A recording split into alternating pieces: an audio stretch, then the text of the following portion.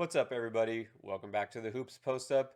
We're here to break down everything NBA and talk fantasy basketball. Almost a month into the season. Can you believe it already? I know it's gone by so fast. It's So like, talk to me about some teams.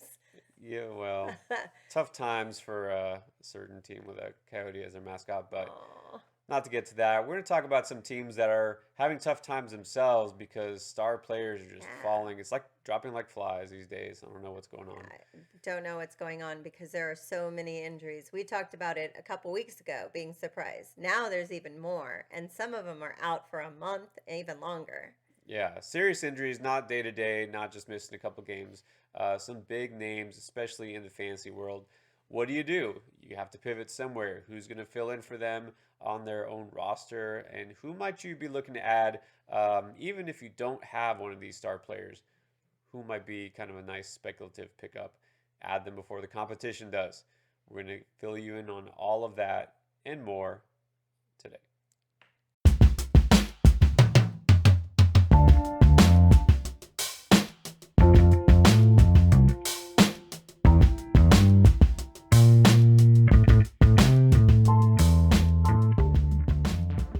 Hi everyone, before we get started, go ahead and hit that subscribe button, click that notification bell, and follow along with us as we talk fantasy basketball. That's right. Hit us up on Twitter at HoopsPostUp or Instagram at HoopsPostUp. Where else? We don't do the Facebook thing. Sorry. No. No, we won't need any Russian hackers. Um, but we are here to talk NBA, and unfortunately, some bad news. We got some big names that are sidelined for a while. So let's get into it. Break down each and every team situation, see who should you be targeting, and maybe who you should be leaving alone. Ah, very nice. Let's start with the champs, right? The defending champs. Oh my gosh. Okay, so we are having to fill a spot. Kyle Lowry is out. 2 spots. Yes, and Serge Ibaka. Okay, so first, Lowry is out. He has a left thumb fracture, and he's going to be out for a minimum of 2 weeks. And then we have Ibaka, who actually he sprained his ankle, and I heard it was pretty bad. We're not quite sure when he's going to make it back.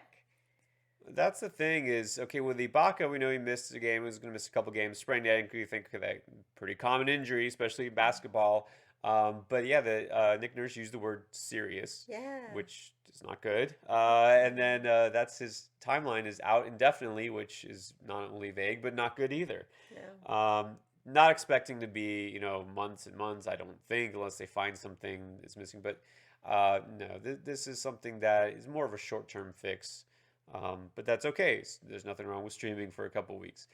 With Lowry, kind of scary the fact that it's his thumb, and I think it's the same Wow, it's the thumb. same one, right? Yep. He's had complications with that thumb. Yeah, from the off season. But it's not the same injury, which is the weird thing. It was like really close, like nearby, but I don't know. Could be related. I don't know. That's the thing. It's still a little sketchy. So if you're wanting to know who you can kind of fill that spot and fill that void while they're out, we have a couple of players that we wanted to talk to you about. We have Norman Powell, swingman.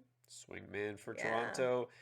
Not a point guard, right? Not a power forward either. Doesn't really fill either of these positions that you're missing. So you're thinking, well, that doesn't make sense. But the minutes are going to increase. They're going to move other guys around in different positions. Siakam can bring the ball up just Oh, fine, yeah. point forward. They don't Siakam. need a pure point guard to fill in for Lowry, and they don't really have one anyways. Van Fleet's, it's, guy who can handle the ball, but not really a pure point guard either. But either way, the case is that Powell's going to see an uptick in minutes. And we've already seen that because as of Monday night, big game, of course, Toronto and the Clippers. Mm-hmm. The first meeting, right? what do you call it? It's not usually, like a revenge game. I guess it's a revenge game for the Raptors, was it? Anything But dealing with Kawhi on his way back. But they don't need revenge because he helped them win, and he but he left. left. He So abandoned I them. don't know. He left. Anyways, they Don't played give each him other. any airtime. Yeah, so they played. And interesting, you look at the minutes here, and Norman Powell, 37. So already it's happening. 37 minutes, a decent game, 15 points, and 4 4 rebounds, not a whole lot else. Powell is a guy who can help you with points, but again, don't expect huge uptick elsewhere across the board in stats. And then talk about Chris Boucher Yeah. filling in for Ibaka. He's got 22 minutes on his last game, and he scored 13 points. Mm-hmm. Not too bad. 6 rebounds. I mean, it's okay. It's not going to move the needle No? too much, in terms of fantasy overall. He's not going to give you the blocks like Ibaka, and he's not a guy who's going to light it up, on a nightly basis. He's still developing, and there's a lot of Toronto fans for some reason who just aren't really high on him. I guess I don't know. They see him as a little too wild for their system. That's interesting. I don't know what it is, but Boucher has kind of drawn mixed reviews. Usually, there's a young guy you want him to get minutes, right? You're excited to see what he can do, and some people are, and some people aren't. So, kind of still up in the air there. I wouldn't go out and run out to add Boucher like some people are, but hey, it's your team, it's your choice. Okay. Next, we have Rondé Hollis Jefferson or Terrence Davis. Those are some other players on this team that could provide you some support in your fantasy league. Technically, they are other players in this team, yeah. I don't know. Okay, Rondé Hollis Jefferson has never really lived up to his potential, and he's never been more than just kind of a marginal guy. And even with 28 minutes against the Clippers, granted, this is a good team, but 9 points. He did get 9 boards, I'll give him that, but I just don't see this as being an exciting pickup. I don't think this is a guy will ever be more than kind of a role player off the bench. Terrence Davis, obviously some upside being a rookie, but it's way too early for them to give him a big significant role, so I wouldn't trust Terrence Davis, honestly. At this point, I'm not adding either of those guys. Okay.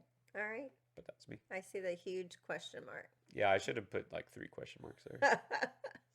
or maybe just one big one. Yes. All right. So now we have, oh, wow, Gordon Hayward. He's out. So 6 weeks. That's a little bit of time.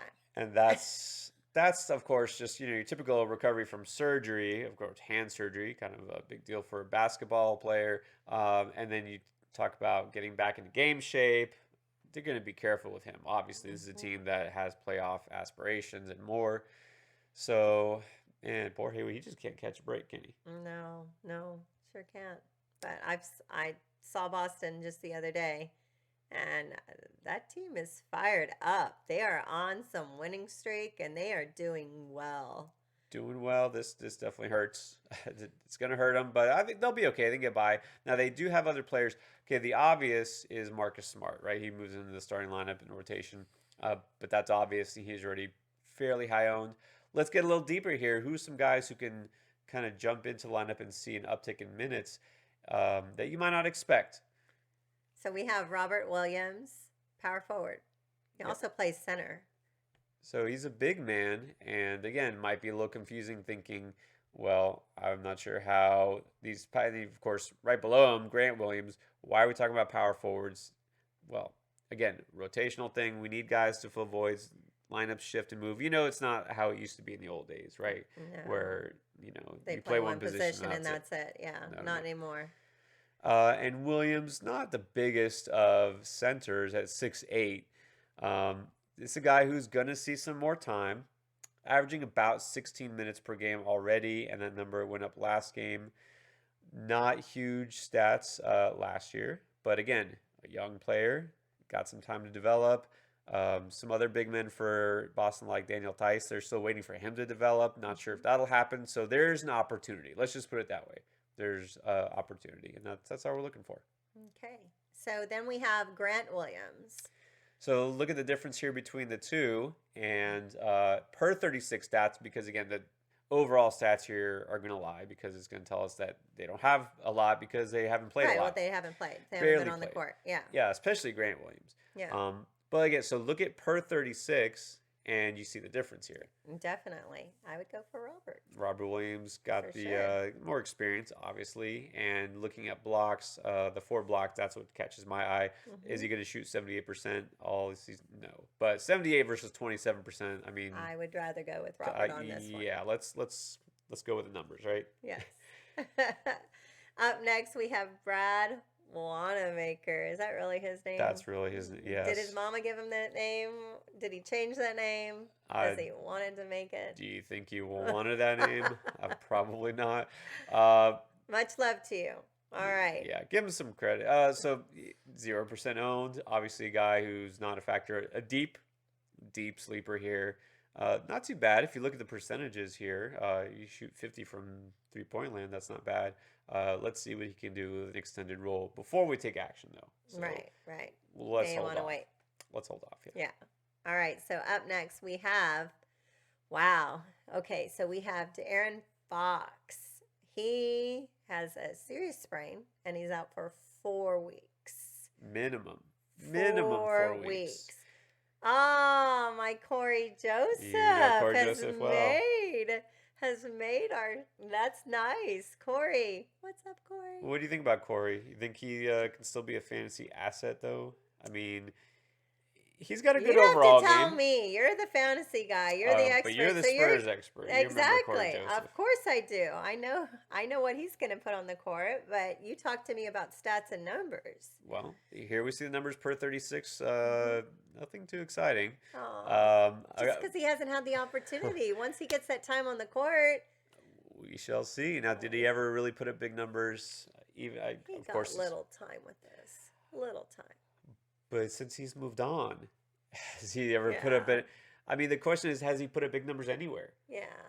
I mean, he is what he is. He's a nice, solid backup point guard. He Backup does point guard. he does what Pop likes, which is he takes care of the ball. He Mhm. can run the offense. Mhm. He's not going to take stupid shots. Right. Not gonna That's panic. fine. Okay, but is that what we're looking for in fantasy? No. That's why I said we need to know the numbers. Right. We got to go with the numbers. And okay, who else they have? They have Yogi Ferrell. Okay, so he's just about the same own, right? 23% own. 17 points per 36. Depends, right? Yeah. Field goal percentage is a little bit lower than Corey's.